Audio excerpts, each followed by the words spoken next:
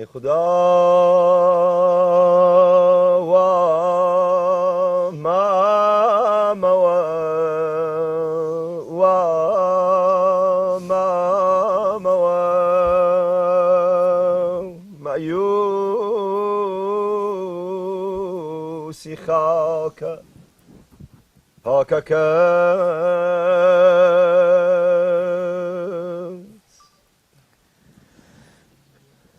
بنسيبي زيارتي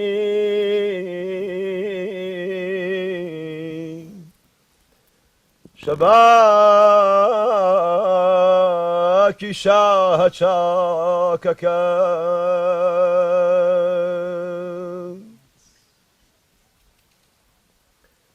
باهتا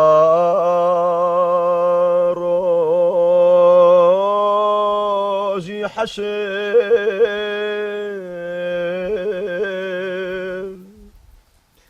شاوي طريقي دابخم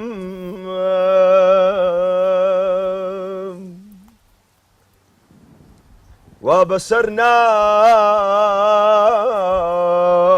قام فخري كوري أفلاكك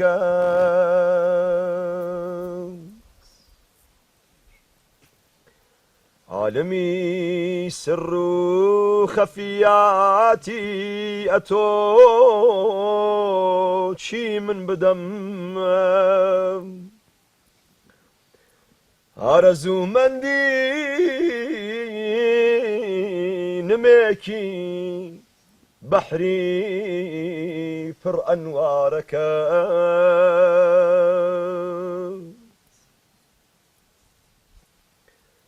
تختماتوني مدينة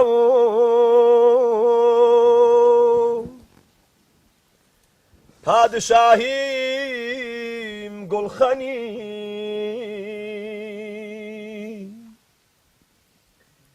پیم ببخشا توزو گردی خاکی عنبرناکك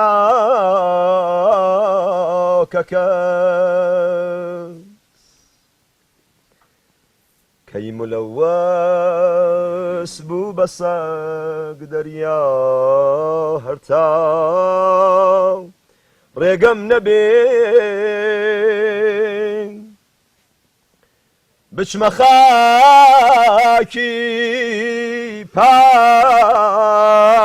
باكي بچمخاكي مرقدي باكي محمد ناوكات أسعدا كريم محبي أسعدا ببرا زبانت بس يتي تركي أدا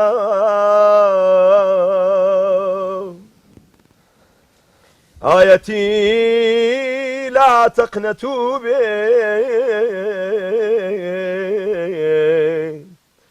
دافعي غمنا مكان.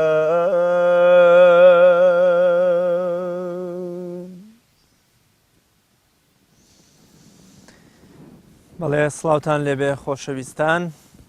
پاییز بە ڕەنگە زیوینیەکەیەوە خۆی دەنوێنێ و دەیەوێت سەر لەبەری ژیانمان وەکو خۆی زیوین بکە. بەڵام ئێمە بەهۆی پێغەمبەرە پێشەواکەمانەوە صلی الله علیه وسلم دڵ و دەروونمان بەهار دەچێتەوە. ئێمە لە نێو مێرگێکی بەهار ئاساداین و دڵ و دەروونمان بەهار دەچێتەوە. ئەگەر هێمنی موکریانی بۆ یارەکەی خۆی بڵێ بەهار بوو فەسڵی زستانم ئەگەر یارم لەگەڵ بایە، درۆیە گەرگوتویانە بە خونچێکی بەهار نایە. ئەوە ئێمە بۆ معشوقی ڕاستەقینەی خۆمان پێغەمبەری پێشەوامان دەڵێین سەرلەبەری ژیانی کردوینەتە بەهارستان و مێرگ و گوڵزارێکی ڕازاوە. وەرن بە هەمومان دڵ و دەروونمان لە سایەی نووری پێغەمبەری پێشەوامانەوە وا منعکس بکەین کەوا هەمومان ببینە پادشایەکی ڕاستەقینەی تاج لەسەر نراوی دنیا و قیامەت. پادشایەک کە مەحوی لەبارەیەوە بفەرمێ کەسێ جێ هەڵتروشکانێکی لەو بەرقاپیە دەستکەوت بەعاری دێ بڵێن ئەو جێگە وەک تەختی سولەیمانە لەگەڵتانین بۆ پێشکەشکردنی بەرنامەیەک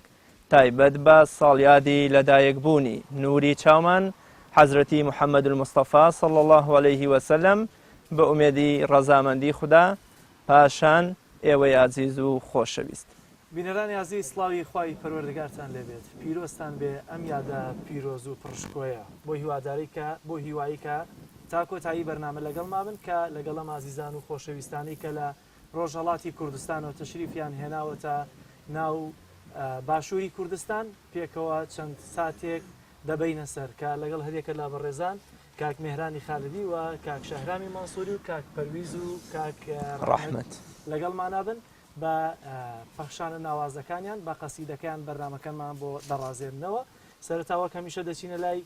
با بڵێن برای گەورەی ئەو گروپەی کە پێکەوە هاتوون ئەویش بەڕێز کاک شەهرام کاک شەهرام بەخێر بێن سەرسەر زۆر بەخێر علیکم سپاسانەکەم عەلەیکە سەلام و یادە پیرۆزەشتان لێ پیرۆز بێت یاخوا بەخێر بێن ئەگەر لەوێەوە دەست پێ بکەین ڕاستەوخۆ لای ئێوە لەم مانگەیات کار و چالاکیتان چۆنەوە چۆنە مانگە لای ئێوە بەرز دەنرخێنن بە تایبەتی 12 ڕەبیع الأول وڵای تر وەکو هەموو شوێنی کوردستان شوێن بە شوێنی کوردستان لای ئێمەش شکر الحەمدوللا بە قووەتە مەجلیسەکانمان کۆبوونەوەکانمان لە گەنجان لە پیران لە شێخان لە شعبان لە مەلایان لە زانایان لە وتاربێژان لە مەولونامە خوێنان لە دەڤژەنان لە کۆڕی سۆفیان لە کۆڕی دەروێشان لە هەموو شوێنێک لەخوا بەزیاو بێ حتا پێش مەولودیش پێش هاتنی مانگی ڕەبیعیش دەست پێکە من وازانم هەفتەی پێش یەک هەفتە پێش مەولودی ڕەبیعیش ڕۆیشتینە پێشوازی مەولودی فەخری عالەمەوە زۆر باشە لە مانگە پیرۆزەیە چەند ئاهەنگتان گێڕاوە ئەوەی کە ئێستا دیارە خەڵکی ئەمە هەم لە ڕۆژهەڵات هەم لە باشوور اشتیاقێکی زۆریان هەیە بۆ قەسیدەکان بۆ ئەم جۆرە عیرفانە تایبەتی کە چەند ساڵێکە زیاتر برێوی پێدرێت لە مانگە پیرۆزەدا وە خۆتان ماژت پێکرد هەفتەیەکیش بەر لە هاتنە مانگە پیرۆزە تا بام ڕۆکەم هەم بەرنامەیە تۆمارەکەین 12 ڕەبیع الأوەلە چەند مەراسیمتان کردووە چکە ئێستاەوە هیچێکن لەو گروپانەی کە هەم لە باشوور هەم لە ڕۆژهەڵات زۆرترین جمهور و لایەنگرتانەیە خواست لەخوای گەورە بەزیاو بێت ئەو هەموو لوتفی خوایە وەڵا هەروایە هەر پێش مەولود دەستمان پێکە پێش ڕەبیع ئازانمی 12 ڕەبیعە زیاتر لە 20 مەراسم 25 مەراسم من ڕۆیشتوین لەگەڵ برادران و سەقزمان ماوە کرماشانمان ماوە ئەوەختە بەیانی شەو لە جامیعی گەورەی سنەین دووبارە لە جوانڕۆ هەمانە لەخوا بەزیاو بێ ئەو شوێنانە وایشتا نەڕۆیشتبین ئەرێ وەڵا مەراسی هێشتا جارێ لە ئەوڵی ڕێگەی باگوێبیستی یەکێک لەو بەرهەمە تازانە بین کە لە نۆبەرەی 12 ڕەبیع الأول یادی لەدایکبوونی پێغەمبەری پێشواماندا پێشکەشی ئێمە و تەواوی ئەدەب دۆستان و خۆشەویستانی فێرگە پەروەردەیەکەی پێغەمبەری خوایەکەن حتمما دەبێت تازە بێت چکە ئەگەر لە ماوەی ئەو 20 ڕۆژەیە 25 30 شوێنیان کردبێت دەبێت حتمما تازە بێت مەشروتمان شتی تازەمانەوێت شتی تازەمانداناوە لەخوا بەزیاو بێ ئەم شێرە کە پێشکەشتان یەکەم شێری برای خۆشەویستم کاکە شێخ فاتحی مەولاناییە خەڵکی سنەیە کوڕێکی گەنجە بەڵام هەم مەلایە هەم عاشقە لەخوا بەزیاو بێ یادی مەدینەی کردووە و ئەیتر ئێمەش تەسنیفێکمان ناسەری و پێشکەش یەکەین بە هیوام کە هەموو کردەواری هەموو خۆشەویستانمان بە دڵیان بێ و ئینشەڵا بە دڵیەوەی شەوە بنیشێت دڵم کەیلا دڵم کەیلا بەڵام کەیلی مەدینەی پۆر سەفاتە سرم گێژە بەڵام گێژی هەناسەی ڕێی قوباتە قوبەی خەضرا و شەوانی نێو حرم هەر سات و هەر کات قوبەی خەضرا و شەوانی نێو حرم هەر سات و هەر کات دەتارێنێ شەوی عوشاق نیگام شەیدای نیگاتە دەتارێنێ خەوی عوشاق نیگام شەیدای نیگاتە بنوێ وێنە زەڕەی لەو پەرتەوی پاکی بەدری جەماڵێ من وێنە زەڕەی لەو پەرتەوی پاکی بەدری جەماڵێ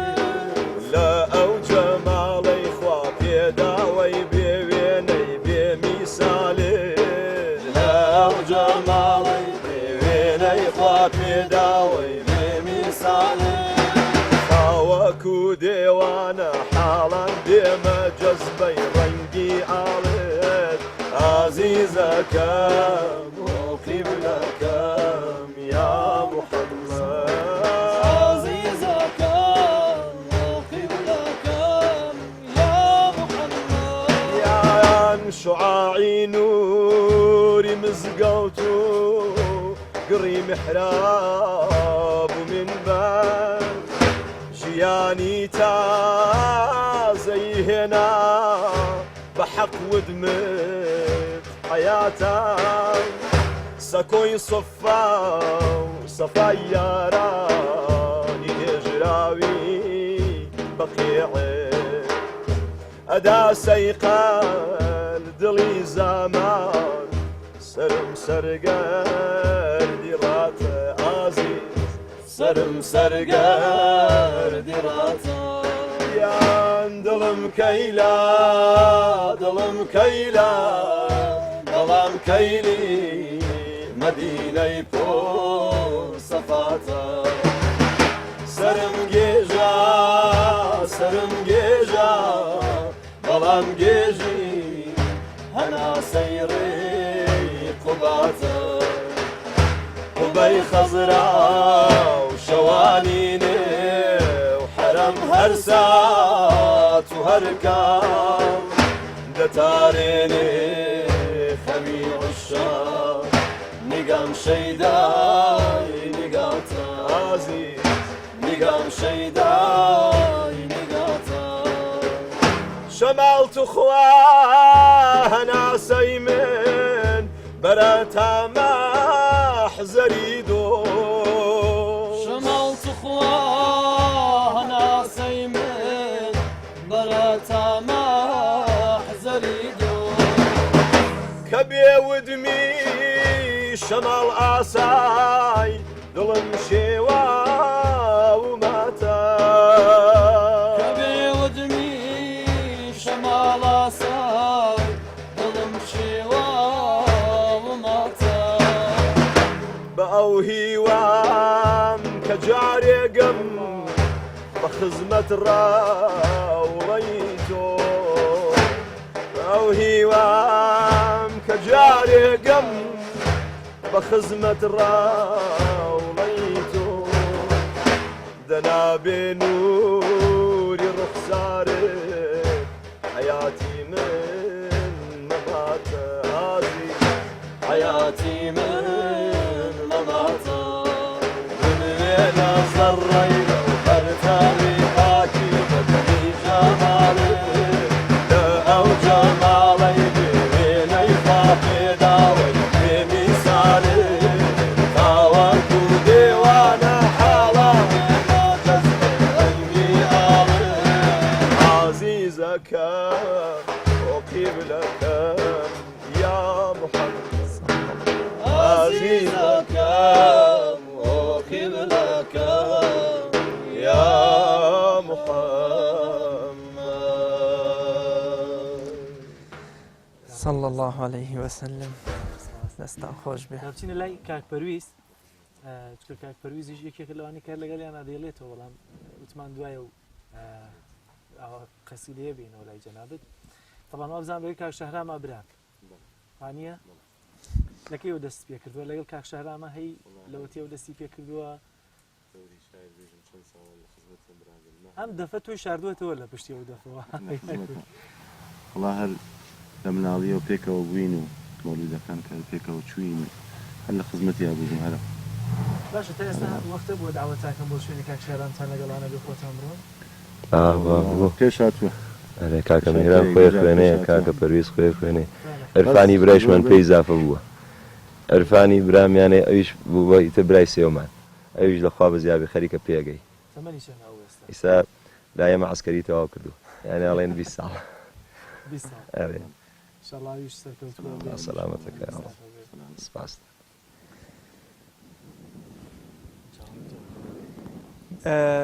ئەو شاعیرانەی پێش بەرنامەکە باست لە هۆنراوەی هەورامی کرد. هیچ شعرێکی مەولەوی تاوگۆزی بە ڕەحمەت بێ لە وەسف و ستایشی پێغەمبەری پێشەوادا صلی الله علیه وسلم ئەمانە هیچتان وتووە کە بەو ناگەم شۆ داوامان کرد داوای ئەو گۆرانیە بە زمانی هەورامی یا شێوەزاری وەڵا قوربان ئەوەی کوا مەولەوی کورد جا ماشەڵڵا مەولەوی کورد زۆر شانازیەکەین بە مەولەوی کوردەوە. مەولانایەکمان هەیە لە فارس مەولەویکمان هەیە لە کورد، یعنی زۆر جێگەی شانازیە. من کەسێ نیم بۆ لەبارەی مەولەوی کوردەوە زۆر بدوێم، بەڵام عاشقیەکەی مەولەوی کورد زۆر بووە بۆ پێغەمبەری خوا عەلەیهی سەڵات وەسەلام. خورشید سەمای شیرین جەماڵان، ڕۆشکە فزای گرۆی دیڵە غەزاڵان، خوا ئەوە تۆشدان باڵای هەرعەری، هەر لایەق وە تۆن شیرین دڵبەری. ئەو قەتع غەزەڵەم داناوە ئەگەر پێتان خۆش پێتانی پێشکەشەکەم ئینشاءالله. زۆر باشە ئینشاڵڵا بەرهەمی داهاتوو هەر ئەوەیە ئینشاءالله. بەسکار شەرامەوەندی کە دێنە باشووری کوردستان، ئێوە خۆتان هەستان بەوە کردووە کە ئێستا و خەڵکە زۆرەی کە لێرە توانم بڵم ڕەنگە لە چاو ڕۆژهەڵاتە جیاوازی کێ بەلوەی کە چۆن ساڵێکە زیاتر خەڵک حەزیان بەم جۆرە قەسیدە و بەم جۆرە پەخشان و شیعرانە هەیە. ینی لە بەرنامەتانە نیە شتێکی تازیان پێ بۆ پێشکەش بکەن بۆ باشووری کوردستان بۆ خەڵکیان دی و یاخودەوەی کە ئەوەندەی تێکەڵیتان کردووە چیتان بینیوە لە خەڵک لەوەندی کەەوەندە معشوقی ئەم جۆرە گۆرانیان ئەم جۆرە دەربڕینی خۆشەویستیان بۆ نازدارمان. وڵا دێخۆ کوردستانی ئەم دێ بڵین هەر زۆر زۆر عاشقی پێغەمبەرن صلی الله علیه وسلم. ئیمڕۆ لەگەڵ برادێکە من قسەمانە کرد، شارە زووری خۆمان دارولعولەما بووە کاتی خۆی کە کیمیابارانەکرێت، یعنی حەسادەت و ڕقبوون لە زۆربەی علەمایان و زانایان بووە کە لەو خاکە ژیاون، لەو خاکە تەشریفیان بووە. هەر دەوروبەری شارە زوور تۆ سیر بکە پڕیە لە ئەولیا، پڕیە لە عولەما، هەر لە شێخانی بەرزەنجەوە بیگرە، هەر لە شێخانی بیارەوە بیگرە، لە شێخانی سۆڵەوە بیگرە، لە شێخانی باخەکۆنەوە بیگرە، لەو پیرانە لەو بەڕێزانە کە لە شارە زوور بوون. ئەم خەڵکەی ئێمە بە عرفان ژیاوە، ئەو خەڵکەی ئێمە بە معنەویەت ژیاوە، ئەو خەڵکەی ئێمە شتێ جیاواز وا لە ناو خوێنیاوە، لە ناو بڵێن ئەسڵی جەوهری خوێنیە کە محبەتی پێغەمبەرە، کە عرفانە. یعنی تۆ حساب بکە ئەو خەڵکە بەرابەر بە عولەما چەند بەڕێز بوون، چەند بە تەواضع بوون، چەند لە خزمەتیانە بوون بەرابەر بە مەشایخ، بەرابەر ئەو هەموو ئەولیا ئەخۆ بەرابەر بە محبەتی پێغەمبەر چۆن بوو بێتن. ئیسەیش ئێمە کە دێین ئەو خەڵکە ئەبینین لە مەجلیسەکان، لە مەولودەکان، لە مزگەوتەکان، لە ماڵەکان، لە تەکیەکان. ئێمە دوێنێ شەو مەولودمان کرد لە مزگەوتی مەشغەڵان، لەوێ تەوا بووین ڕۆشتین بۆ تەکی 8 ساعتی یەکی شەو. تۆ زۆر سێرە تا یەکی شەو ئەو خەڵکە دانیشتون هەر لە زیکری خوان و لە زیکری پێغەمبەران و لە سەماع و لە گریان و لە شەوق و لە زەوقان. ئەو هەموو هەست و ئیحساسە چییە ئیلا محبەتی خوا پێغەمبەر نەبێت؟ و ئەو مەولودانەیە کە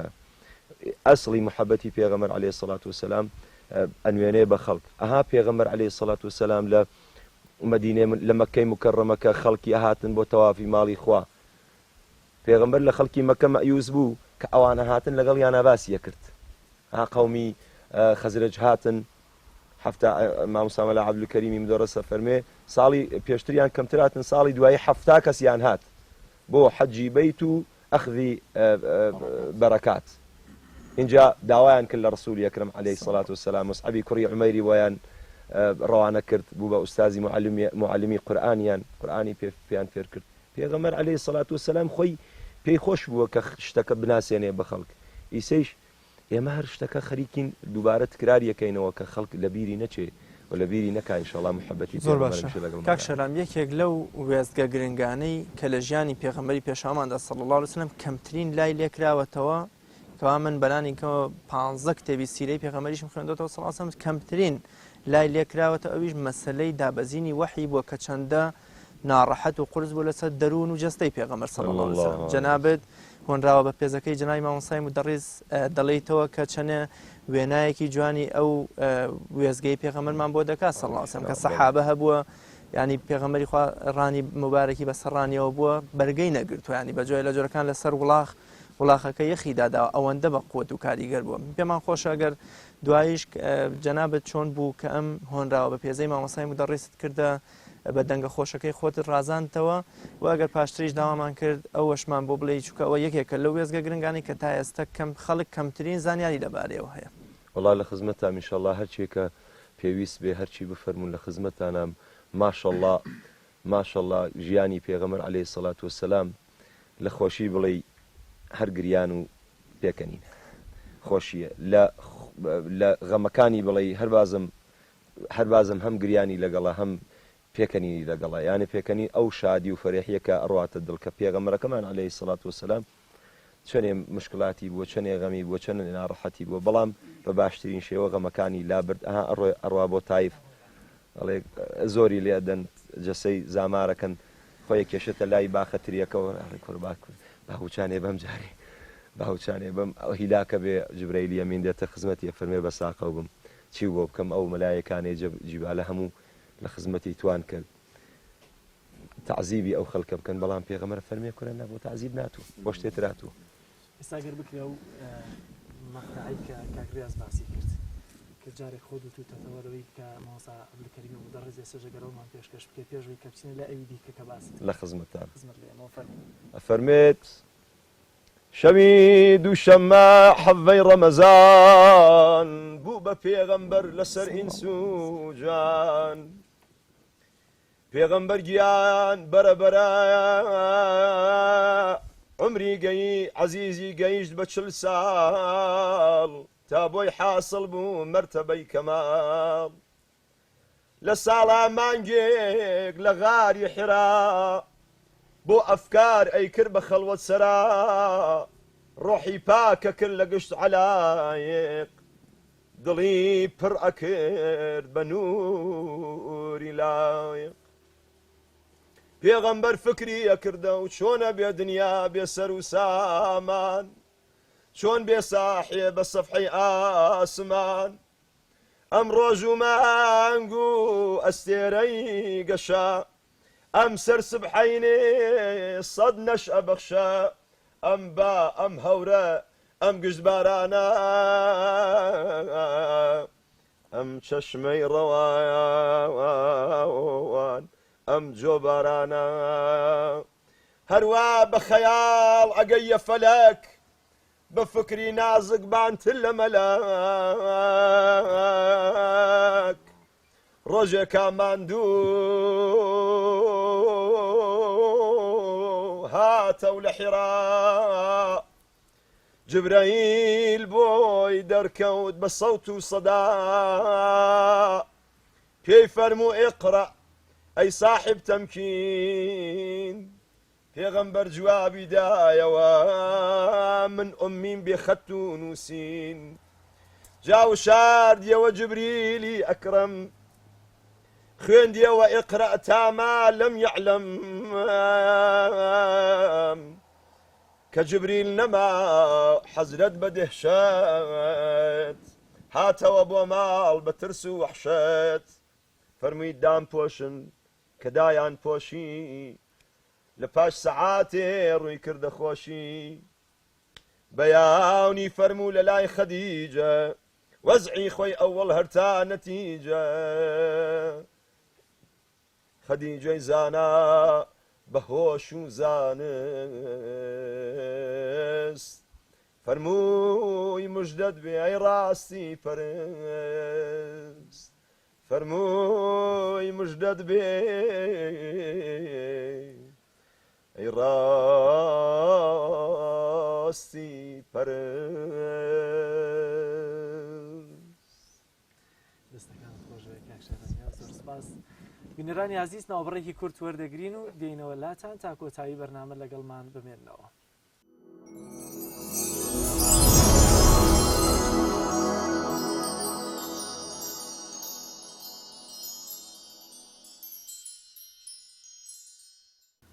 دووبارە سڵاوتان لێبێ خۆشەویستان بەردەوامە بین لە بەرنامەکەمان لەگەڵ ئەم گروپە خۆشەویستەی کە ئەم شەو عشق و خۆشەویستی خۆیان بۆ پێغەمبەری پێشەوامان دووپا دەکەنەوە صلی الله علیه وسلم. کاک شەرام ئەم عشق و ئەوینەی لە کۆمەڵگەی کوردەواریە جەنابەت ئاماژەت پێکرد کە جەنابەت فەرموود باوەڕ ناکەم هیچ میلەتێ هێندەی کورد بە عشق و ئەوینێکی ڕاستەقینەوە پێغەمبەری خوای خۆش بێ صلی الله علیه وسلم. ئەمە لە ڕابردوودا لە نێو دیوان و بەرهەمی شاعیرانیشمان ڕەنگی داوەتەوە بە جۆرێ محوی ئەوەندە شانازی بەخۆیەوە دەکات کە قەسیدەی بەحری نور هاوشان لەگەڵ قەسیدەی بوردەی کعبی کوڕی زوهەیر. یعنی ئەگەر کعبێک شەو و ڕۆژ جنەی بە پێغەمبەردا بێ صلی الله علیه وسلم و پێغەمبەر ئامادە بوو بێ و بە زمانی عەرەبیش صلی الله علیه وسلم ئەوە محویەک نەدوژمنایەتی لەگەڵیا هەبووە و هاوسەردەمیشی نەبووە و بگرە زمانی عەرەبیشی نەزانیەوە، بەڵام قەسیدەی بەحری نورەکەی هاوتاکاتەوە بەڵکو لەو زیاتر. مەبەستمەوەیە بەرهەمی ئەدەبی شاعیران و هونەرمەندانی وەکو بەڕێزان و شاعیرانی کۆن و هاوچەرخمان چۆن هەڵەسەنگێنی لە خۆشەویستی سەروەرماندا. وڵا خوب زۆر بەهەستە، یانێ ئاسمانێکی پرشنگدارە، یانێ بڵێن چییە، بڵێن شتێکی وەسف ناپەزیرە. بۆ نمونەیە لە لای ئێمە منتەقەی ئێمە حەزرەتی شەمس الئەشرافی قوڕەیشی سەید بەهاءالدینی شەمس بۆ ئەوەڵین جار مەولودنامەی پێغەمبەردانێ. ئەمە زۆر شتێکی وەکوەڵێن لەتیفەیەکی تایە، نوکتەیەکی تایە، تا ئیسە باسم نەکردووە، ئەمشەو باسی یەکەم بۆ جەنابتان. من جاروبار بۆ خۆم شەعرێڵێم باشە، مەسەڵەن شەفاعەتی پێغەمبەر، ڕسالەتی پێغەمبەر، شتێکە ئەکەوێتە بەرچاوم لە غەزاکانی پێغەمبەر، لە ڕەویەی ئەسحاب شتێک ئەکەوێتە بەرچاوم، یا زانایەک نەسیحەتێک مەکا ئەڵێ فلان شتەکە بکە بە شێعر بێڵێەوە، دا ئەنیشم شێعرەکە ئەڵێمەوە، یا مەسەڵەن سەیری سیراکەم. ئەزانی فەرقەکەی چییە؟ دانیشتم خۆم قیاسێکم کرد. مامۆسای سەید بەهاءالدینی شەمس وەختی ئەو شێعرانە ئەڵێ لەگەڵ یا وەرعی بووە، لەگەڵ یا عەشقێکی زۆری بووە. ئێستا کە ئەڵێن مەحوی سووتا، کورە کاکە مەحوی سووتا، کورە نالی سووتا، کەسێ واریسمە وەک من بێ لە عەشقا خۆ چۆن بڵێن مەسەڵەن سووتان چی؟ ئەمڕۆ شارێکم ود لە بیارەی شەریف، هەر شارەکەم لە خۆ بۆ هات، کەوتمە بیری مامۆسای بێخۆت، وەڵا ناڵانم وتم ئەرێ بە قوربانە بم داخۆم تۆ لەو کاتاکە ئەو شێعرانەوەتە چه هەستێکت، چه ئیحساسێکت بووە، چه حاڵێکە بووە، چه جەزبەیەکە بووە، خوا چەند گریاوی، چەند شەو گریاوی. چونکە بیت جاری وا هەیە من بیتە شارێک ئەڵێم ئیتر ناتانم من خۆم لەگەڵەوانە قیاسکەم، من حەدم چی بێ لەگەڵ ئەو زانایانە، لەگەڵ ئەو عاشقانە. نوکتەکە لێرەیە. سەید بەهاءالدینی شەمسی قوڕەیشی ئەڵێ من مەولودنامەم نووسی، ویستم میعراجنامەی پێغەمبەریش بنووسم. طبعا ئەبێ زانایەکی زۆر بەڕێز بێ کە ئاگا بە حەدیث، ئاگا بە سیرە، هەموو سیرەکان بە اختلافی نەزەرەکانەوە هەمووی بێنێ. ئیمجار کە ئەگاتە لە شەوی میعراجە ئەگاتە باسی براقی پێغەمبەر ئەمێنێتەوە، خۆی فەرمێ خەوم لێکەوت کە لە خەوەکەما بینی زاتێکی گەورە وێستاوە، وتی بەهاءالدین کوڕی شیرینم بۆ وەستاوی لێرە عەرزم کرد قوربان وەڵا شێعر ئەڵێم و ماومەتەوە بۆ تەوسیفی براق. فەرمیدێ ئاوە براق جوان سەیری بکە و زات چییە و لە شێعرەکە تا بیهێنە، کە لە زانیم ئەمە فەخری کائینات عەلەیهی السەڵات وەسەلام. فەرمی یەکسەر خۆم خستە باوشی. ئینجا ئەو جەزبە و حاڵەکە لە بەهاءالدینی قوڕەیشی لێدا کاتێکە باشە کە داچڵەکە لە خەوەکەی گورج نووسی. زۆربەی لەو من ڕێزم هەیە بۆ هەر کەسێ بڵێ من مسلمانم و ئەیەوێ شتێک وا لە مێشکە، شتێک وا لە ئیطلاعاتە، شتێک وا لە زانیاریە، ئەڵێ ئەو زانیارەکەی من دروسە. تۆ خوا دانیشە یەک جار خۆت لەگەڵ ڕۆحی پێغەمبەر عەلەیهی سەڵات وسەلام سەنجێ نەدابزانە ڕۆحی پێغەمبەر سەردانت ئەکا چەندها جار سەردانی مەحوی کردبێ. هاوە مامۆسای بێ خۆت خۆی ئەڵێ ناڵێ کە خەوم لێکە و پێغەمبەر هەوام زانی کە فەوتاوە، دیارە نەفەوتاوە دڵی من. تەمانە لە خەویشە چارەسەری بینایی چاوەکانی یەکا کە بە شعرێک یا نەبی ئەڵڵا چ باشە لەوە فارسی من سەگی ئەسحابکە داخلێ جەنەت شەوەم دەرزمرەی ئەسحابت و جەنەت و من دەرجەهەنەم کەی ڕەواست. زۆر باش کاک شەرام، بێگومان خوای گەورە لە قورآنی پیرۆزە سوێن دەخوا کە منەتێکی گەورەی خستۆتە سەر گرۆهی بەشەریەت بە ناردنی پێغەمبەر صلی الله علیه وسلم لە نەفسی خۆیان تاوەکو ڕێگەی بەرەو خواچوونیان بۆ ڕوونا بکاتەوە. مەحویش لە قەسیدەی بەحری نوێرا فەرمێ ئەگەر ئەم هیجرەتە نەبووە دین ئەم شەوکەتەی کەی بوو. من بپرسم ئەگەر خودی پێغەمبەر و لەدایک بوونی پێغەمبەر نەبووایە ئێمە ئێستا لە چ شەوە زەنگێکی سەرگەردانانە بووین. تاریکی شەوی کوفرە حتا ئەو بەیتەتەوە حەزرەتی مەحوی بە جوانی فەرموویە بە یەک دەم لەم ئەیەکیدا 1441 ئەندێ یا 41 ساڵە کەوا دنیا چراخان. زۆر باشە بابینە لای کاکشاران کاک میهران بڵێم لەم بابەتە دێمە دەرەوە من تەڵەن دەمێکە لەگەڵ کاکشارامە دەرەکەویت تا ئێستا کات هەبووە کە تەنسیقتان پێکەوە تێک بچێت لەناو مەراسیمەکانە یعنی لە شعرەکانە وڵی تەکمەن شتی وا بووێت بیرم نایە لەوانەیە بۆ نمونە شتێک بڵین بەرەو دوا بکەوێ بەس شعرەکە ناگۆڕێ بۆ نمونە لە وشەیەکە ئەنێ ئەوان تۆزێک سەریعتر بێم تۆزێک خاوتر بەڵام ناشعرەکە تێک ناچێت و الحەمدولله بە ئیشارەی چاوێستا ئاوا کە لایکەکەینەوە لە یەک بە پێ ئەوەی کە چەندها ساڵە لەگەڵ یەکە ئیشەکەین ئیتر ئەزانی من ئەزانم مامۆستا چیەوێت و ئەوانی شەروە کاتێکە شیارێکی تازە کاکشاران پێشکەشی بکات ئیتر تۆ دەزانی لە کوێ دەبێت دەمبەرسکەیت یا پێشتر تەمرینێکتان کردووە وەڵی شتێک بڵێن نەبێ بەڕیا ئینشاڵڵا نەبێ بە ئەوەی کە خۆمان بە شتێک بزانین بەس ئێمە هەر تەمرین و پرۆڤۆشتمان نیە لە سەرم شتانە کە جاری وا بووە لە شوێنێکا بووین هاتوینەتەوە لە سیارا بووین شتێکمان دروست کردو یانێ با بڵێن شعرێکمان داناوە هەمووتمان دروست کردووە موسیقایەکمان لەسەری داناوە هەر بۆ بۆ تەمرینمان اینجا پرۆ تەمرینشتمان هەر مۆلودەکانەکە ئەڕۆین و پێکەوین مێران خۆشترین یا ماوازانەی کە تا ئێستا وتوتان ئەم قەسیدانە کامیانە بەلایتەوە ئەوەی کە لەسەر دڵی خۆت بچەسپێی تر وڵی لە گوڵپرسی لە خۆخبان هەموویان لە ئێمە خۆش پرسیارم لێکردن لە ستوریۆ پەیامی ڕۆژ وەڵامەکەم وەرنەگرت زۆر مشتاقم زانم کامیان لە لای وڵا ئیسەی وڵا سەختە جوابیەوە ئەزانی چۆن قوربان ئەزانی چۆن قوربان نازانم بڵێم چیسە شتێکەوە مەسەڵەن بەلای خۆمانەوە فرە خۆش بێ من شتێکە تازە ئێڵێنەوە یەک جارتر گوێگرمەوە ئەو شتە تا دوو ڕۆژ بەلامەوە زۆر خۆشە یەکڕاوینی خوای تەعالا لوتفێترمان لەگەڵا کا شتێکی تر تازەتر دێنێ زۆر باشە لە خۆیەوە زانم لە خۆمە نازانم هەمووی خۆشە نازانم ئەڵێن شەوێک لە خانەقاکەی تەوێڵە مەولەوی خامێکی سپێدا بەسەر خۆیان تا دەمەوە بەیان ئەڵڵاکە لێ ئەپرسن بۆچی ناڵی ئەڵڵا بەرەڵێ بەخوا لە خۆشەویستیا فریان ناکەوم با لە خۆشەویستەکەی مەولەویەوە بچین بۆ سەرداری مرۆڤایەتی و ئەو بەرهەمەی کە ئامادەتان کردووە بە شێوەزاری هەورامی پێشکەشمانی هەورامیەکە بڵێ بەسەر چاوت ماچەکەین اینجا یان هەناسەی گوڵاکەم عەتری ئامانەنێ خواجە کەلامی ئەوە عالم سەرسامەنێ گیان شۆخەن شیرینەن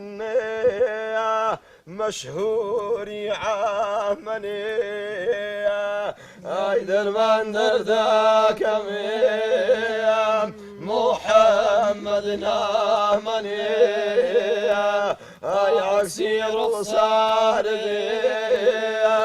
بەدری تەمامەنێ یان عەکسی ڕوخسارش بدری تمامني يان ملايق سيفدي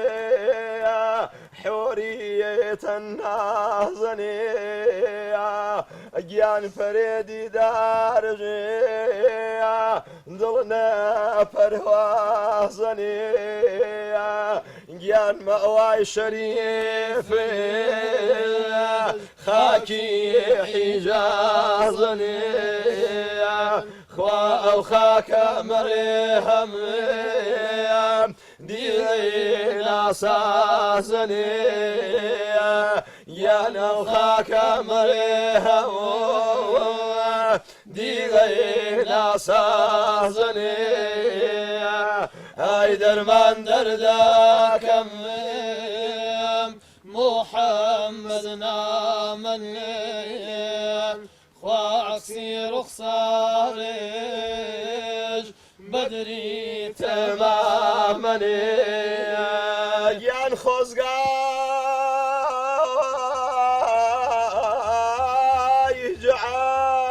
عاشقی من بکەوتای منە دامێ ئای خۆزگاج عاشقی من بکەوتای منە داوە خواجە بادەی واسڵێ من بنۆشام چەنێ جامێ ئاخ نەباڵەی وەسڵێ من بنۆشام شەنجاوە یان خوای استدعامێڵەنێ خوا ئەو نانەمرێ دایم ئای زیارەت ڕاوڵێ پاکژێ بکرێ دایم من زیارەت ڕاوڵێ پاکژێ بکرێ دایم ئای دەرمان دەرداکەم محەممەد نامەنێ خوا عەکسی ڕوخسارێش بەدری تەمامەنێ خوا عەکسی ڕوخسارێش بەدری تەمامەنێ یان من مەرهەم کەم خاکێ پەیشی فایزامەتێ خوانە پای هەرسێتون گیان قیام کەم قامەتێ ئای سەیری قەندیلانێ نوری نژکەرێ دامێ گیان شادی بی ئەو وەختێ خوا ئەگەر بمرێ دایم ئای دەرمان دەرداکەم محەممەد نامەنێ خوا عەکسی ڕوخسارێش بەدری تەمامەنێ خوا عەکسی ڕوخسارێش بەدری تەمامەنێ گیان مؤمن بزانێ تۆ شور و شعواری ئای تۆ چێشەن تۆ شەدێ گیان پەرێ حزوری گیان یەچێ حاڵێ وەنێ خوا لێوەی مەهجووری ئای تۆ کۆڕەوڵاکۆ گیان لێوەی مەهجووری ئای یەچێ حاڵێ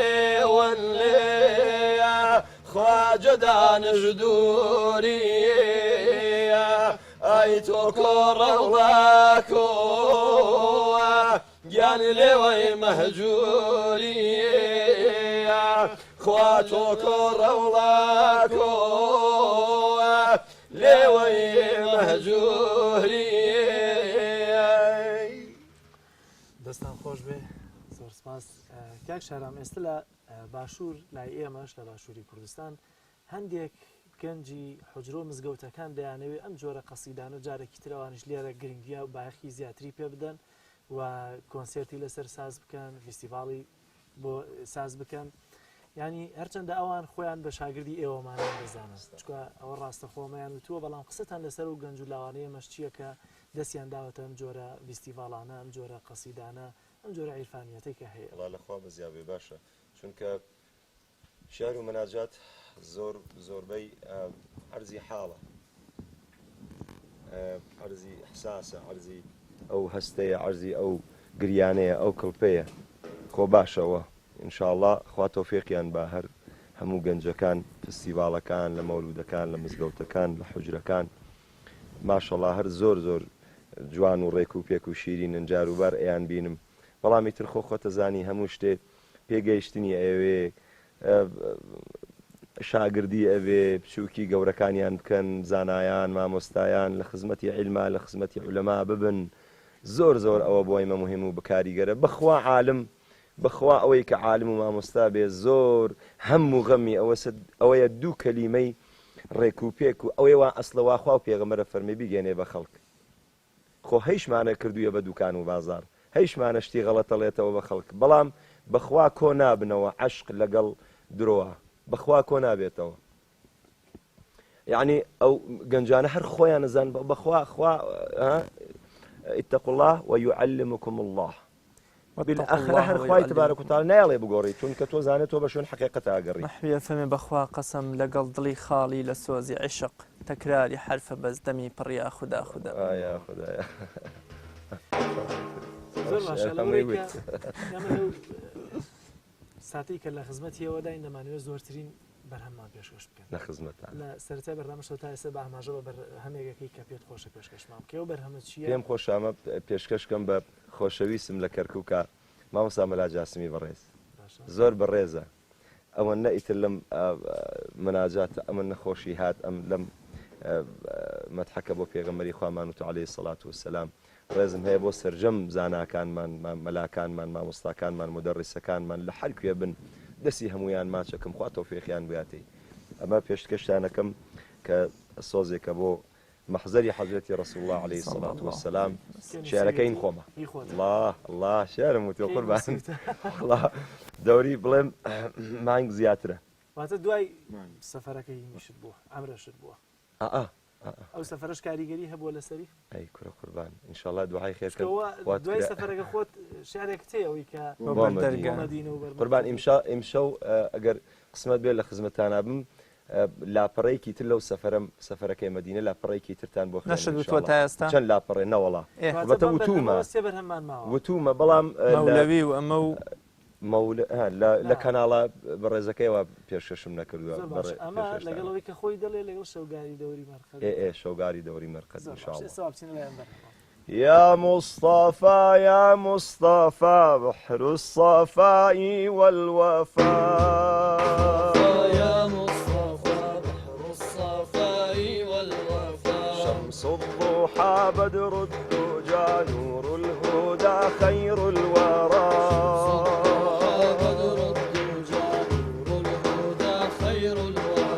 بحر الكرم عالي الهمم خير الأمم مولى النعم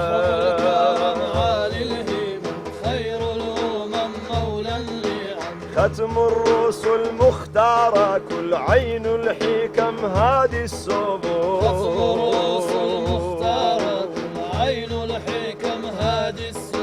كنز الحياء والوفاء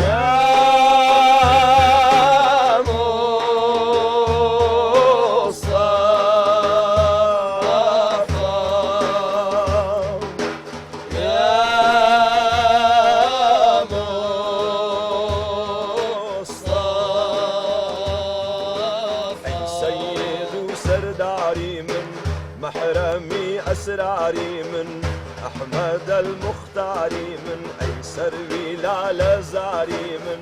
بيري شو بداري من پیغمبري نازداري من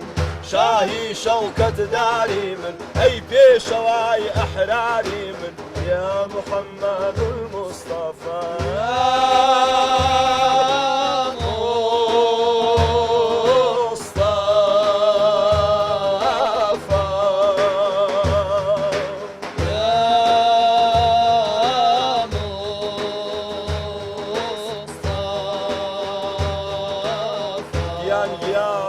شابازي خوش خلقوخو مهتابي قل رنقورو بون خوشاكي عنبر بو شكر رازي خوش قفتوقو سرقرداني بالايتو عالم تماي سكالايتو كالايتو هم آلايتو قرباني قدو بالايتو يا محمد المصطفى يا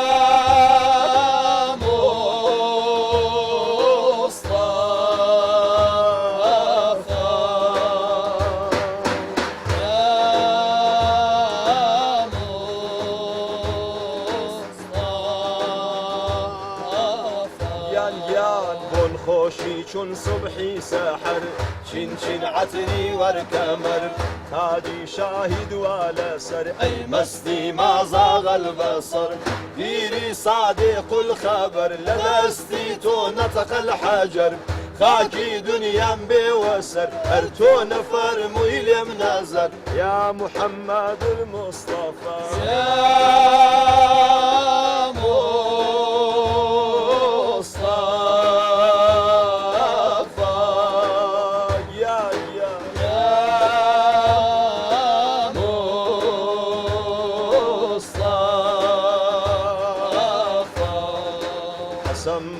مرتبەی سەدرت هەیبەتی ڕۆژی بەدرت شەوکەتی شەوی قەدرت گیان و ڕۆحم بێ بە نەزرت ڕۆحم بۆ تۆ نەماوە چی فکر و هۆشم فەوتاوە قەلبی عاسیم سوتاوە یەک نەزەر فەرموو بەملاوە یا محەممەد المستەفا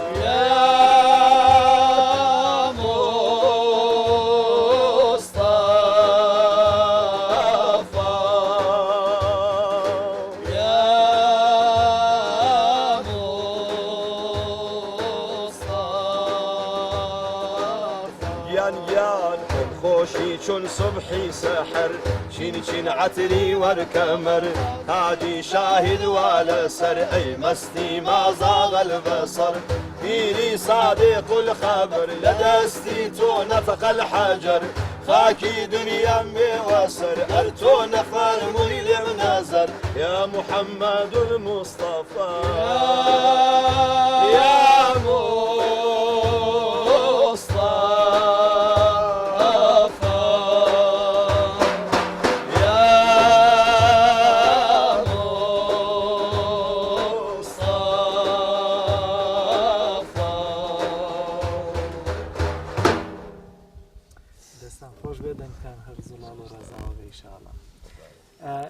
کەشەرە ئاماژەت بە نووسینی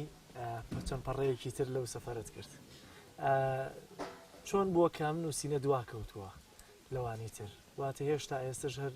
بیر لەوە دەکەیتەوە کە تێکستەکە درێژتر بکەیتەوە بڕوان نووسراوە نەمخوێندوو ینی هەر بۆ مەرقەدی ئەوە قوربان چەند شتێک بوو لەوەیە کە هاو بەسەر مانیتر بە یەک جار نووسیوتە یا ئێستش نانا کە هاتمەوە بە تەناوب بە هین نووسیم بەڵام وتنەکەی وتنەکەی ناکەم چۆن بووە کە ینی نووسینەکەشت دواخستووە بۆ من ناوە دیتەوە قوربان دوا نەخراوە هەر نووسراوە هەموو نووسراوە ئەرێ وەڵا بەڵامی تر جار و بار من لە شیعرەکانمە ئەبێت لەگەڵ ئەو شیعرە ماوەیەک ژیان بکەم ئەویش بۆ ئەو خۆشەویستانە کە ئیشی ئەم خوێندن و ئەم شتانەکەن ئەبێت لەگەڵ ئاهەنگە لەگەڵ ئەو مێلودیا لەگەڵ ئەو شیعرە ژیان بکەی تەکیا بگەڕی حتا جاری وا هەیە لە ئستۆدیۆ لە شوێنێکا کە شتەکە تەجیلەکەین چەند بار گوێ گرمەوە شتێکی غەڵەت نەبێ شتێکی ئیتر ئەبێ شتەکە تەواو شاز بێت لە مەجموعە اینجا بەڵام ئیتر بەعزە شتانێکی هەیە کاتی نەگەیشتووە کە بیخوێنم نازانم چییە کاتی نەگەیشتووە کە بیخوێنم ئەم ئێوارەیشە لەگەڵ برادێکە لەگەڵ مامۆستا دکتۆر عیرفانە قسەمانە کرد وتم بەعزە شیعرانێ کاتی خۆی نەگەیوە نازانم بۆ ئەو بەعزە شیعرانە لەگەڵ یا هێشتا بەو ئەنجامە نەگەیشتوون کە من لە خزمەت یابم و پێشکەشی خەڵکەکەی بکەم شاری ترت هەیە کە تا ئێستا نەتخوێن دەبێت دەیسەوتم جگەلەوە ئێوە سەفەرە بێت یانی شاری ترت هەیە کە هیچ نەخوێن دەبێت لەسەری هێشتا کاتی نەهات بێ بۆ وتن هەمە نا دانێکم داناوە شێعرەکان مامۆستا مەلا عەبدولکەریمی مدەڕسم دانا سەری بەڵام ڕۆژێکیان هەر کتێبەکەی خۆیم سەیرە کرد ناوی کۆمەڵە ئەسحابێکی بردووە کە خەڵک لەوانەیە خەڵک ناویانی کەم بیست بێ ئەمانە هەمیشە ملازمی پێغەمبەر بوون لە خزمەتی یابوون بۆ نمونە خزمەتی پێغەمبەریان کردووە خزمەتکاری پێغەمبەر بوون عەلەیهی سەڵات وسەلام خۆ هەموو ئەسحاب شەو ڕۆژ حەزیان کردووە لە خزمەتی پێغەمبەرا بن و بەڵامی تر پێغەمبەرەکەمان ئەهلی تەکلیفکردن لە خەڵک نەبوو خۆیان بە عەشق کردوویانە هەموو شتی پێغەمبەر ژیانی پێغەمبەر دانیشتنی پێغەمبەر خەوتنی پێغەمبەر قسەکردنی نان خواردنی هەموو شتی حیات بووە بۆ ئەو ئەسحابانە بۆ نمونە ئیمڕۆ ئەخبارێترم پێگەیشت ئەڵێ ئەبوو ئەیوبی ئەنساری کاتێک کە پێغەمبەری خوا عەلەیهی سەڵات وسەلام ئەڕواتە ماڵیان ماڵەکان دوو قات بووە پێغەمبەری ئەوان ئەڵێن یا ڕەسوڵ الله با جەناب بڕۆیتە قاتی سەرەوە ئەڵێن نا چون من خەڵک زۆر دێن بۆ لام با من لە قاتی خوارەوە بم عەزیەتی ئەوە نەدەم چەند ئەو پێغەمبەرمان بەرز بووە چەند ئەو پێغەمبەرمان نازدار بووە ئەرێ وەڵام من ئەو کۆمەڵە شێعرم داناوە کە ئەو جەماعەتە وە خۆمم ناوەتە جێی ئەوان خۆزگا بۆ جارێ خزمەتکارت بام ئەوە سەرەتای شێعرەکەس ئەگەر پێتان خۆشوێت تا پێشکەشتان بکەم دەی لە خزمەتان نابن ئینشاءالله عزیز خۆزگا بۆ جارێک خزمەتکارت بام خۆزگا بۆ جارێک خزمەتکارت بام یانفڵا و حەڵقە نەگۆش صبح و شامت بام وەک ڕەبیعە و ئەیمان عەقەبە و ئەنەس وەک حونەین و ئەسلاع سعد و ئەبوو زەر هەم ئەبوو الحەمڕایی مەشهور بە هیلال ئەرمەد و ئەسوەد و ئەیاد و بیلال یا ڕەسوول الله بەگیان و دڵ خزمەتکارتم ئاسکە شەلەکەی فەخری عالەم پایتە لارێتم یا ڕەسوول الله بەگیان و دڵ خزمەتکارتم ئاسکە شەلەکەی فەخری عالەم پایتە لارێتم یان چاوێ بڕوانێت بۆ نێو چاوانۆ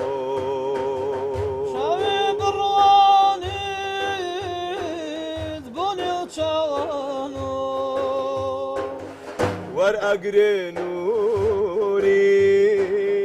بارگای قێدە وەرئەگرێ نووری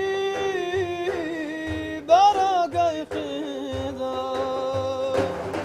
دەمێ بگاتە تۆزی بەری پێ دەمێ بگاتە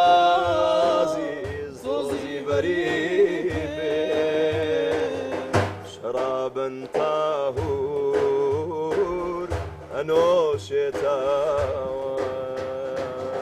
خۆزگا بۆ جارێک خزمەتکارت بام یانفڵا و حەڵقە نەگۆش صبح و شامت بام وەک ڕەبیعە و ئەیمان عەقەبە و حنين وأسلاع صعد وأبو ذر أم أبو الحمرائي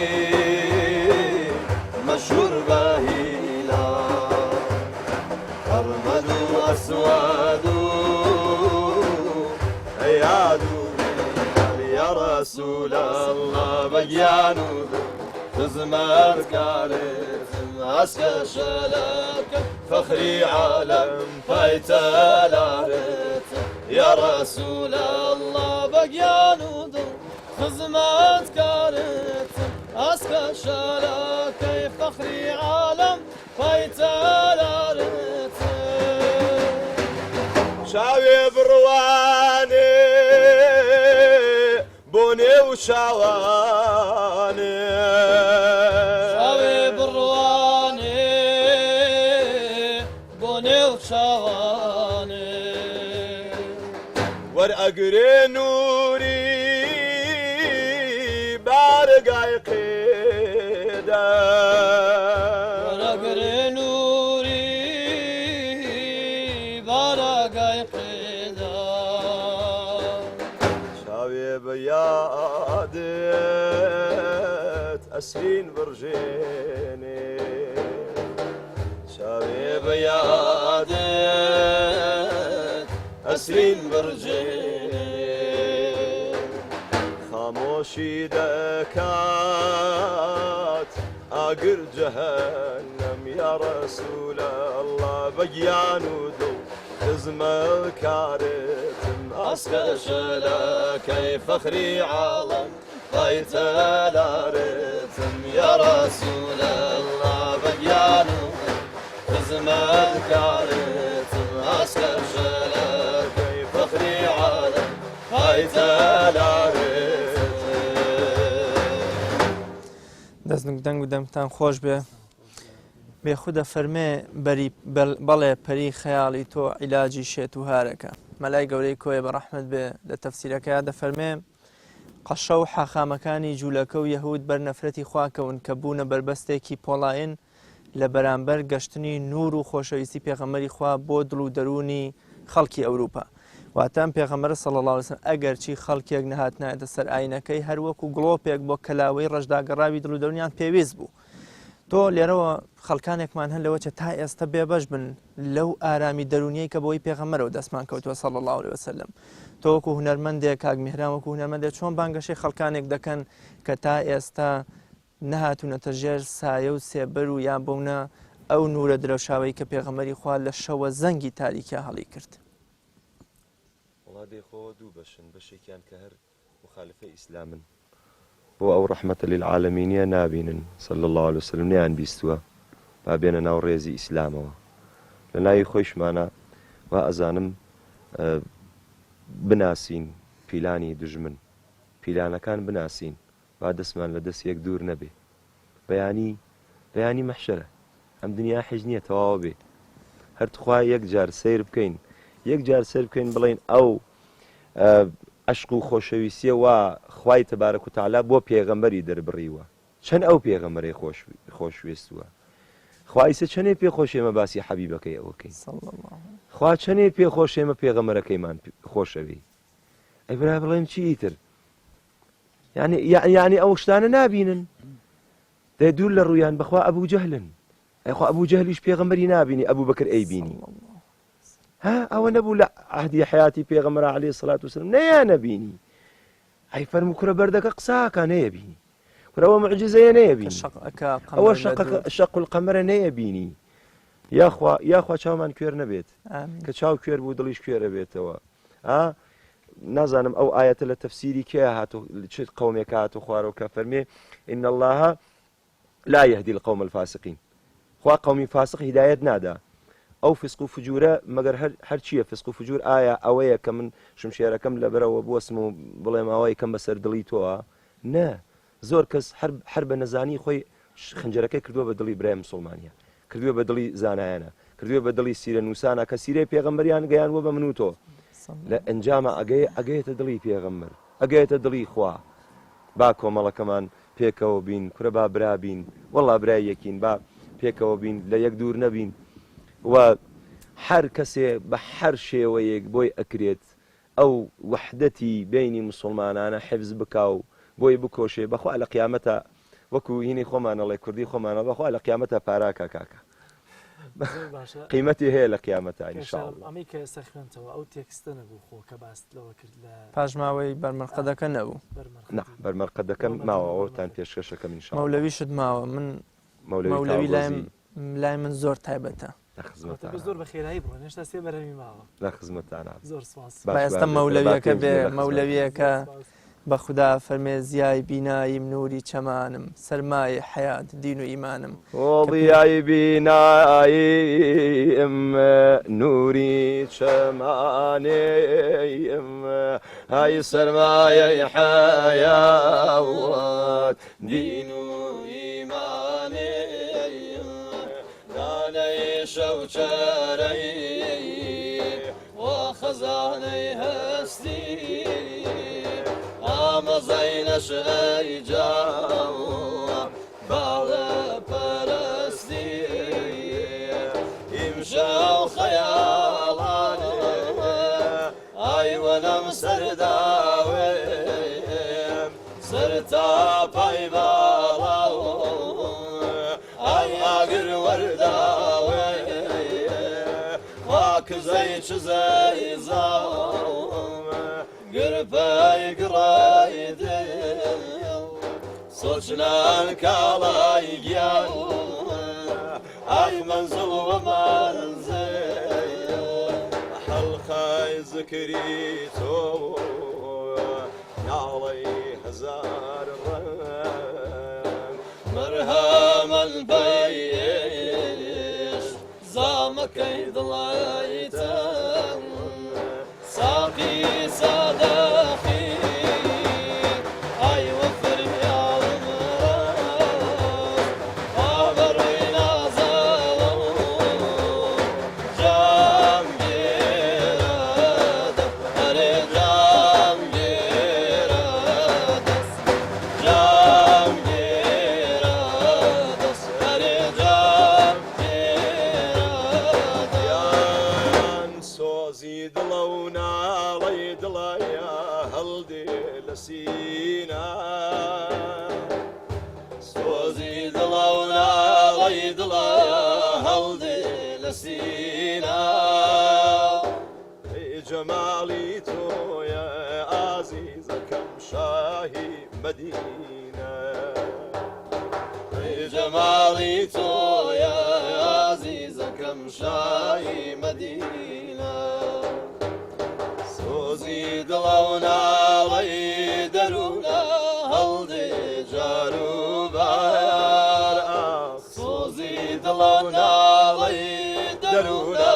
هەڵدێ جار و بار یان لە شەوقی باڵای پێغەمبەر لە چاودێتە خوار یان لە شەوقی باڵای پێغەمبەر لە چاودێتە خوار سۆزە هەڵدێنێ شەوقی ئیمانت سۆزە هەڵدێنێ شین و گریانت سۆزە هەڵدێنێ شەوقی ئیمانت سۆزە دەڕژێنێ ژین و گریانت سۆزە وا بە کۆڵ دێنێ یار یار یار یار سۆزە ژەنگی مەعسیەت دەڕژێ زار زار زار زار سۆزە وا بە کۆڵ دێنێ ڕەحمی یار یار یار یار سۆزە ژەنگی مەعسیەت دەڕژێ زار زار زار زار یان هەر لە سلێمانی یا محەممەد تا مەدینەی تۆ هەر لە کوردستان ئازیزەکەم تا مەدینەی تۆ من دەستە گوڵ بچنم باوانەکەم لە عەترانی کۆ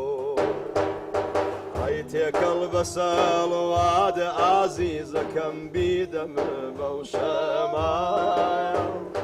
ئای تێکەڵ بە سەڵوات یا محەممەد بیدەم بەو شەمایە بابی هێنێ بۆ تۆ خۆشەویستم یان مەحاڵە و مەحایە ئاخ نایدەم بەو شەماڵ باوانەکەم کۆتا مەنزڵە ئای نایدەم بەو شەماڵ باوانەکەم کۆتا مەنزڵە یان هەر خۆم ئەیهێنم باوانەکەم داخم لە دڵە ئای هەر خۆم ئەیهێنم ئازیزەکەم داخم لە دڵە سەیدانەی شەو چارەی وا خەزانەی هەستی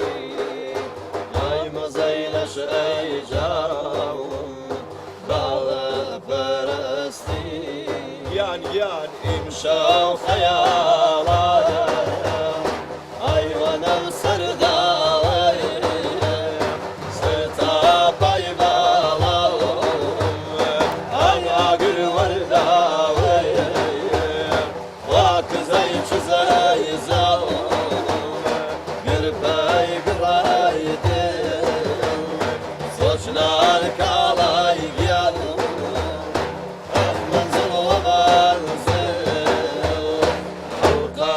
ذكري تو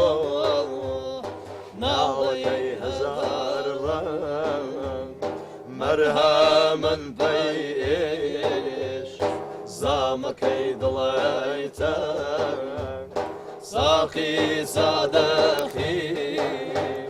تۆوە فریاڵم ڕاست جا بەڕووی نازەوە جام گێرە جام گێرە جام گێرە جام گێرە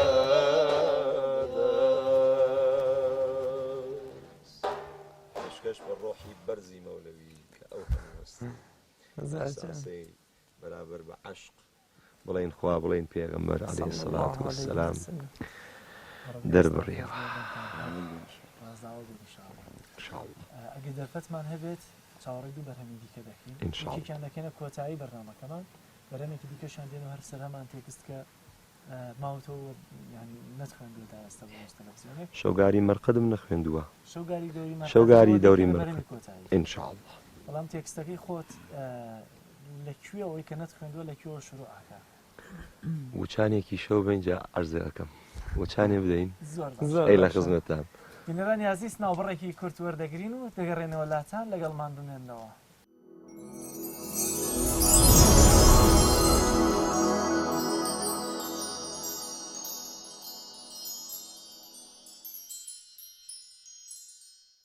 دووبارە سڵاوتان لێبێ خۆشەویستان هەرچەندە ئێمەش و ئێوە عزیز و خۆشەویستیش پێتان خۆش نییە کۆتایی بە بەرنامەکە بین بەڵام لە بەرکەمی دەرفەت تەنها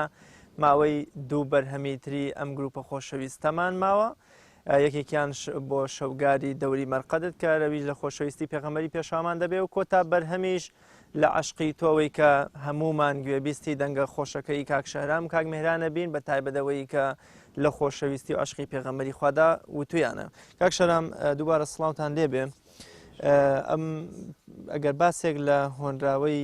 شەوگاری دەوری مەرقەدمان بۆ بکەی و لە چیەوە چۆن چۆنی ئەم هۆنراوەیە دانا و هەندێک باسی بکەی و پاشتیە چینە لای بەرەمەکە. ئەو کەسانەوە بۆ مەرقەدی پێغەمبەر ڕۆیشتوێتن عەلەیهی سەڵات وەسەلام قەتعەن لەوێ ڕەحمێکی بە تایبەت دڵیان ئەگرێ سۆزێکی بە تایبەتە گریانێکی بە تایبەتە عەشقێکی بە تایبەتە ئەو خەڵکەم ئەبینی لە دەور مەرقەدی پێغەمبەرە. جارێ چووم لە ئەو شوێنەکە مەولودی پێغەمبەر عەلەیهی سەڵات وەسەلام جوان جوان وتم ئای لە دەوری ماڵەکە گەڕێم کە تۆ تیا لەدایک بووی. ئینجا ئەوە لە مەکەی شەریف بوو. لە مەدینەی منەوەرە ئەو شوێنەکە خەڵک دانیشن جەماعەتێ ئەگرین جەماعەتێ مناجاتەکەن جەماعەتێ سۆزەکەن ڕیش سپیم بینیوە لەوێ ئاوە سەرنجم داوە بزانم چیەکە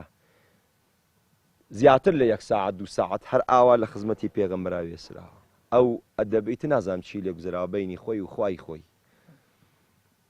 ئەو لەحزە ئەدەبە بەخواجی لە کوردیەکانم کردە برم ڕۆشتمە ناو باخچەکەی پێغەمبەر مابەینە قەبری و منبەری ڕەوڵەت و من ڕیاڵی الجەنە ئەوە قاڵیەکانیشی سەوزە جیاوازی هەیە لە کوردیەکەم کردمە بەرە و ڕۆشتم لەوەیە وێستام برادەرێ لەوانە کە لە خزمەتی پێغەمبەر بوو عەلەیهی سەڵات وەسەلام وتی حاجی گیان دوعا بکە دوعا نوێژ بخوێنە قورئان بخوێنە منیش وتم کورە بەساقە و بم کورە ئێرە جەنەتە مەگە ناڵێ ڕەوڵەت و من ڕیاڵی الجەنە دێ لە جەنەتا خۆ تەکلیف نییە لە جەنەتا خۆ فەرز نییە ئیتر هەموو سێرانە هەموو سێران دێت خوا لێرە سێرانی کێ بکەم ئیلا سێرانی پێغەمبەری خوا عەلەیهی سەڵات وەسەلام تێر لە خزمەتی شەباکەکەیە و ئیتر باقیەکەی ناوتری چونکە ئەبێ خەڵک خۆی بڕواتە ئەو شوێنەوە ئەو هەست و ئیحساسە لەوێ دەرک بکە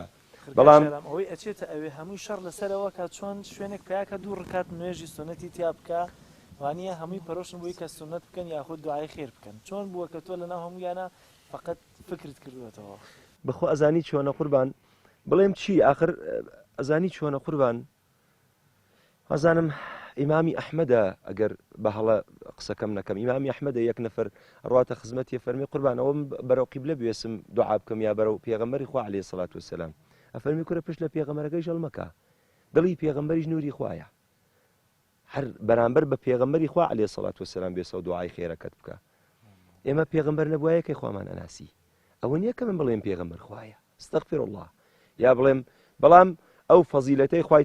خوای تبارەک و تەعالا دایە بە پێغەمبەر عەلەیهی سڵات وسەلام بە زۆر کەسی باشە. نەداوەتەوە. مانسا ئینشاڵڵا من شارام ئەو با لە ڕێ یەکێک دەنگە شەوگاری خۆشەکەی تۆ دەربەر ئێمەژە ئینشاڵڵا چین بۆ پێشێشتانەکەم. خزمەتی ڕەوزە و مەرقەدەشینەکەی خزمەتکارانە. پێغەمبەری پێشەوامان صلی عەلەیهی الله سڵات عليه وسلم. شەوگاری دەوری مەرقەدێت سۆز و کزای هەناسەمە بۆ جارێکتر زیارەتت ئازیزەکەم هەر تاسەمە ذکر و تەلیلەی عاشقان گریان و ناڵەی مذنبان فرمێسکی شاوقی عارفان ئەڕژا بەدامان لەو دەما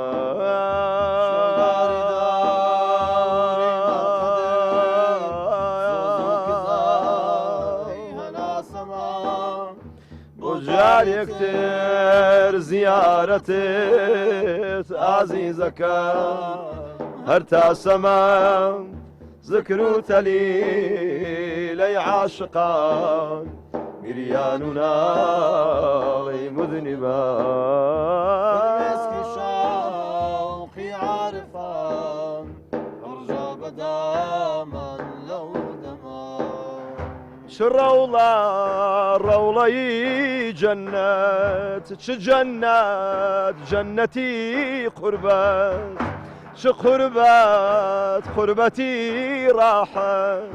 چ ڕاحەت ڕاحەتی گیانە چ نورێکە لە حوجرەی ڕەوڵەدا وا قائمە قوبەی قوامی عەرش و فەرش و قەلبی ئینس و قاڵبی جانە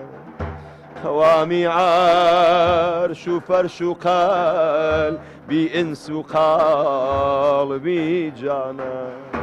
شەوگاری دەوری مەرقەدێ سۆز و کزە یان زیارەتێ هەر تاسەمە ذکر و تەلیلەی عاشقان گریان و ناڵەی مذنبان فرمێسکی شاوقی عارفان ئەڕژا بەدامان مغەیلانی جل و مێزار دڕینی سۆفیا یعنێ ئەمە ڕێی محرمانی مەحرەمی سەڕوت و عوریانە بە قوربانی علومی ئەوەڵین و ئاخرینت بم لەگەڵ ئەسراری قورئانت کەوا ئەلتافی ڕەحمانە بەسەر هاتوومە ئەو خاکەی کەوا مسقالە زەڕێکی بە میزانی شەفاعەت کێوی حلم و بەحری غوفرانە شەوگاری دەوری مەرقەدێت سۆز و کزای هەناسەمە بۆ جارێکتر زیارەتت ئازیزەکە هەر تاسەمە ذکر و تەلیلەی عاشقان گریان و ناڵەی مذنبان فرمێسکی شاوقی عارفان ئەڕژا بەدامان لەو دەما گیایان مەرهەم بنێت تۆ بەڕووی زامانت غەرقی غەم و بەحری عسیانت بۆ کردەوەم زۆر پەشیمانم هەر تۆی پەنای دین و ئیمان هەر تۆی پەنای دین و ئیمان زۆر سپاس سپاس دەستان خۆش بێت بەرەبەرە دەبێت کۆتایی بە بەرنامەکە بێنین چاوکاتی کە تەقدیمی کۆتایی بەرنامەکە دێنین کاشێرام دەرفەتمان کەمە بووی کە پشوویەک وەرگن بۆیە زۆر بە خێرایی ئێمە ماڵاوی لە بیرانە بینەرانی عزیزەکەن وێوەش دەبێت دوجار دوایین بەرەهمان پێشکەن ئەوەی کە لە عشقی تۆ مەست و خەندان ئەی محەممەد سەڵ الله پێم وا بێ بەر لەوەی کەوا گرنگیەکی زۆر بەم جۆرە بەرنامە و فیستیڤالانە بدەن لە ڕۆژهەڵاتی کوردستان لە کۆنفرانسێکا لە میهرەجانێکا کە کۆمەڵێ لە خانمان ئەگرین و کاک میهرانیش دەنگێکی زۆر خۆشە بەخشێ بە هۆڵەکە ئەومان پێشکەش بکەن. خۆشەویستان بڵێ چەند ساڵ پێش ئێستا بوو؟ ساڵ پێش زۆر قەدیمە هەموو قاری قورئان بوون کاکە زاهیدی برام لەرسنە ئەو کۆمەڵەیەک زۆر باشە. ئێمە لێرەوە ماڵاواییتان لێەکەین ڕێز و سڵاو و خۆشەویستیمان دووبارە قبول بفەرمونون چاوی بە یەکبەیەکی ئەو کامێرەمانە عزیز و خۆشەویستانەی کە ئەم شەو هەر لە سەرەتای ئێوارەوە تا ئێستا لەگەڵمان ئاماندوو بوون دەرهێنەری بەتوانە و خۆشەویست کاگاران فاتح و ئەو خۆشەویستانەی تریشکە وجودتان هەیە و بەرنامەکەتان ڕازاندەوە کاک میهران کاک شەهرام کاک پەروێز کاک ڕەحمەد هەروەها برای بەڕێزم کاک جەلال کە ئەم شەو هاوکار بوو زۆر بەخێر بێن و دووبارە ماڵتان ئاوا بێ و ماڵ ئاوا بۆ ئێوەش کاکاریانی خۆشەویست کاکاریان فاتح سپاسی یەکەم سپاسی ئەو برادراناکەم کە تا ئەم ساعتەی لە شەو بە کامێرەوە بە هەموو ئیش و زەحمەتێکەوە کە منی تر فرێلێ نازام دیکۆر و ئەوە هەناری هەڵەبجەیە ماشەڵڵا هەنارە شینەکەی هەڵەبجەیە جێگەی هەموو برادران و خۆشکان و هەموو دۆستان خاڵیە لەو هەنارە ئینشەڵڵا دوای بەرنامەکەیشە خۆی زۆر باشە بینەرانی عزیز دووبارە ماڵتانەوە سپاس بۆ بینەریتان لعشقی تۆ مەست و خەندانم یا محەممەد لە دووری تۆ دیدەگریانم یا محەممەد لعشقی تۆ مەست و خەندانم یا محەممەد لە دووری تۆ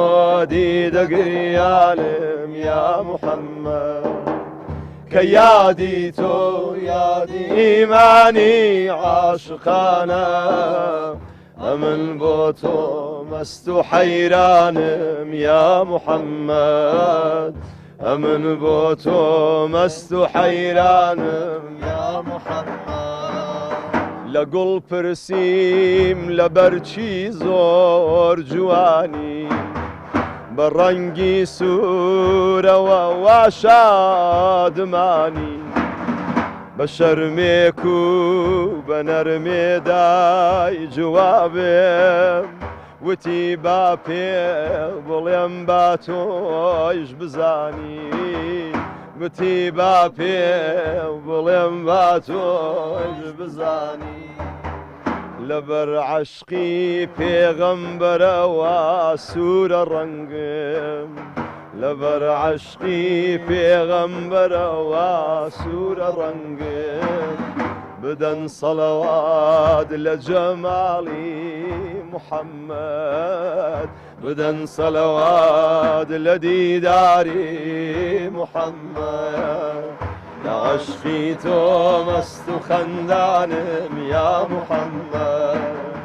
لە دووری تۆ دیدەگریانم یا محەممەد کە یادی تۆ یادی ئیمانی عاشقانە ئەمن بۆ تۆ مەست و حەیرانم یا محەممەد ئەمن بۆ تۆ لێڵ و وەیلانم یا محەممەد لە باڵندای سەحەر پرسیم براکایە لە باڵندای سەحەر پرسیم برا خۆش دەنگەکەم ئاگرنەوەکایە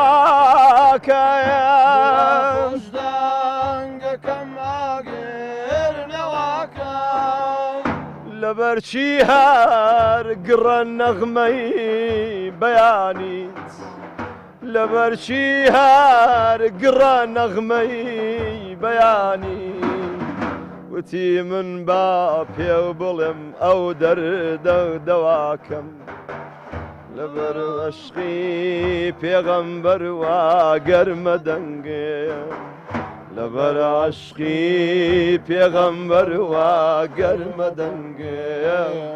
بدەن سەڵەوات لە دیداری محەممەد بدەن سەڵەوات لە جەمالی محەممەد گیان لە عشقی مەست و حەیرانم یا محەممەد